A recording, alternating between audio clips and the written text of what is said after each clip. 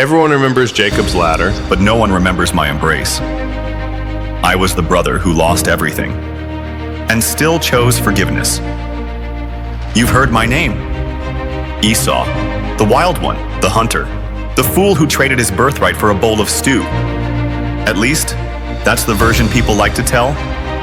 But have you ever wondered what it feels like to be remembered only by your lowest moment? To carry the weight of a story told through someone else's eyes? Today, I speak for myself. I wasn't born angry. I wasn't born reckless. Welcome to Testament Unspoken, where we bring biblical stories to life through the eyes of those who lived them. Each episode offers a raw, first-person perspective on some of the most powerful figures in Scripture, told with emotion, honesty, and depth. Please subscribe for more stories like this. I am Esau, son of Isaac, grandson of Abraham, the firstborn by minutes, yet the last remembered by history. I came into this world red and rough, the desert already clinging to my skin. While Jacob stayed among the tents, soft hands, quiet eyes, I belonged to the field, the hunt, the wind, the open places where a man met God without words. Genesis says Jacob and I struggled even in the womb. Maybe that was true. Maybe some stories begin long before we take our first breath.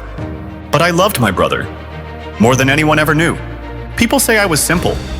No, I was straightforward. I said what I meant. I did what I said. There was no deceit in me. My father loved me for it, not because I was perfect, but because I was his. And in my youth, that was enough. I hunted to make him proud. I brought back the meat he loved. And every time he smiled at me, it felt like sunlight breaking through a lifelong winter. Now let me tell you about that stew. You've heard the story of the bowl of lentils, the careless words, "What good is a birthright if I die?" Let me tell you the part no one mentions. I was starving, not I skipped lunch hungry. I had been in the wilderness for days, chasing prey, fighting heat that boiled the skin. My vision blurred, my lips cracked, my body trembled.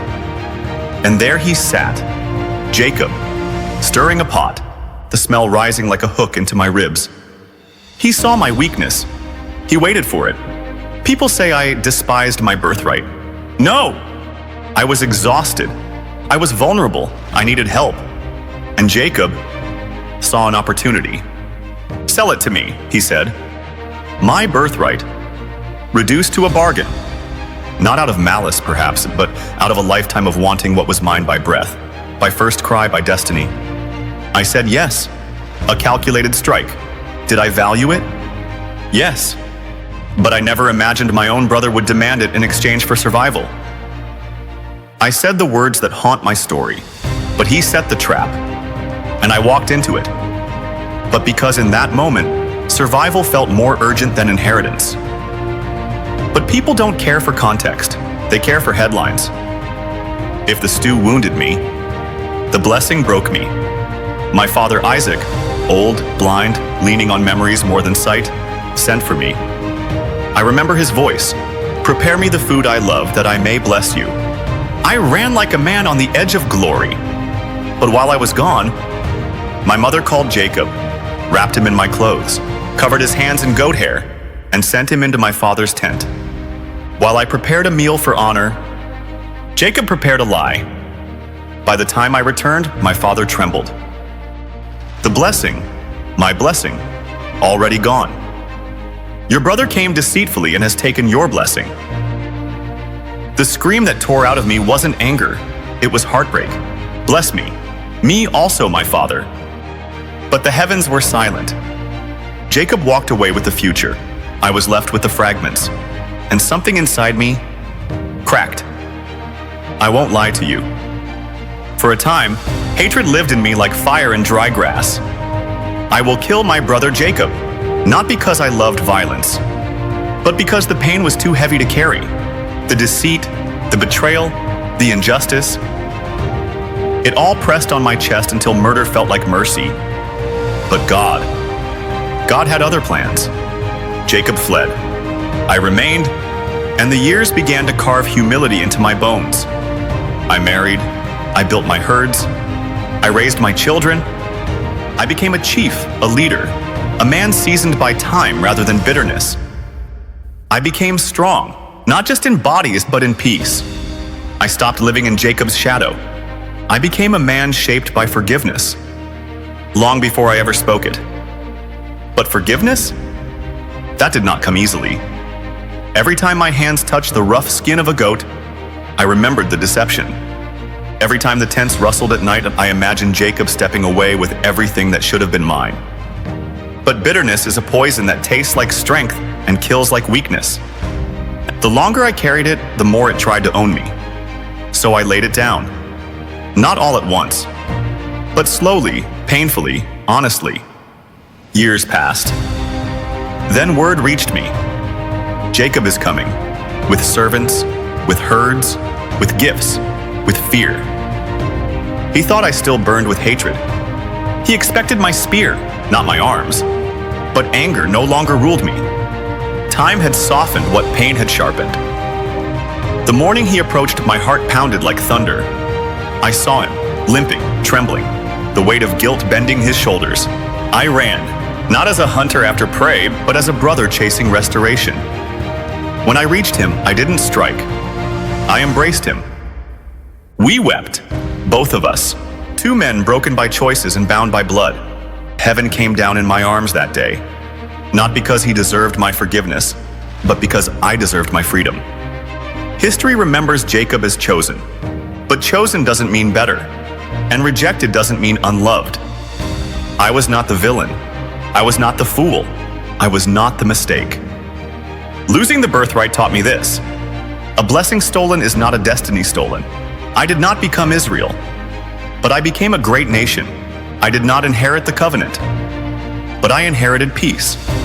I did not receive the prophecy, but I received healing. Sometimes the blessing God gives you is not the one you wanted, but the one you needed to survive. People call me the forgotten brother, the impulsive one, the one who lost everything. But listen carefully. I am the one who forgave. That is my legacy. Not the birthright, not the stew, not the rivalry. Forgiveness. That day, when I wrapped my arms around Jacob, I discovered a truth stronger than inheritance. Hatred chains you to the past. Forgiveness opens the future. And this is what I want you to hear. If God could turn my loss into peace, He can turn your wounds into wisdom. If I, the man who was deceived, betrayed, and replaced, could let go, so can you. My father blessed Jacob with the dew of heaven, but God blessed me with the freedom to walk forward without bitterness. And that is a blessing no one can steal. My story is not a tragedy. It is a testimony. You may know me as the one who lost everything, but I tell you the truth. I found myself. If you take one thing from my life, let it be this: pain does not define you. People's stories about you do not bind you.